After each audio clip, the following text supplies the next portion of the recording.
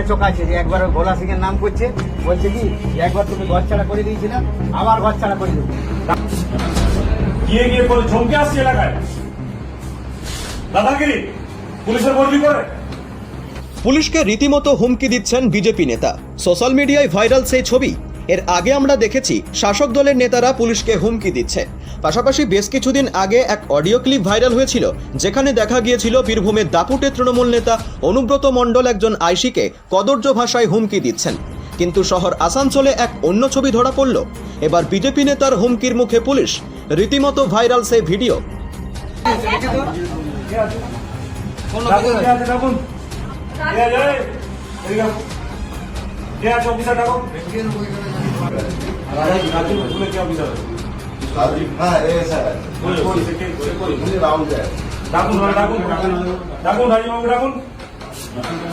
গিয়ে গিয়ে বলে চমকে আসছে এলাকায় দাদাগিরি, পুলিশের বদলি করে। আপনাদের লজ্জা শরম আছে? লাল দিচ্ছে পুলিশকে, গিয়ে বলছে ভোলানা ছেলে বাড়াবো, ওই আবার ইয়ে করছে। অনুব্রত ঘটনার পরে আপনাদের যদি লজ্জা না আসে, আর কখন লজ্জা আসবে আপনাদের? নাম নিচ্ছে, ওনাকে ডাকুন, রাজীব অফিসার যে আছে ডাকুন। দাদাগিরি বলে আমি বার করে দিচ্ছি, পুলিশের বদলি করে। আমি এসেছিলাম, এর আগে অত্যাচার করেছিল, আজকে এত মেরেছে ওকে উঠতে পারছে না।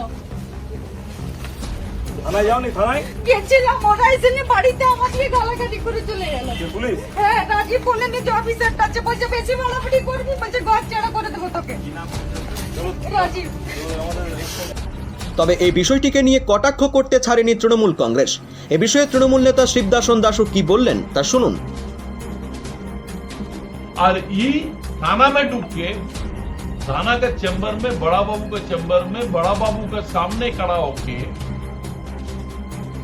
ऐसे रफ भाषा में बात कर रहा हूं, चैलेंज कर रहा हूं।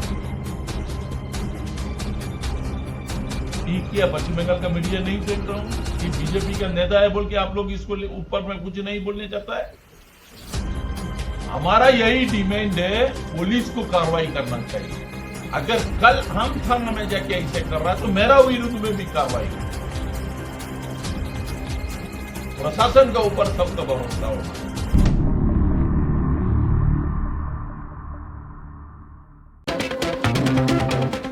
গ্রাম হোক বা শহর, জেলা থেকে রাজ্য অথবা দেশ বিনোদন, রাজনীতি কিংবা খেলাধুলো, খুন, ধর্ষণ অথবা রাহাজানি, সব ধরনের খবরের এক্সক্লুসিভ আপডেট পেতে চোখ রাখুন আমাদের চ্যানেলে। অ্যাক্টিভিস্ট বাংলা।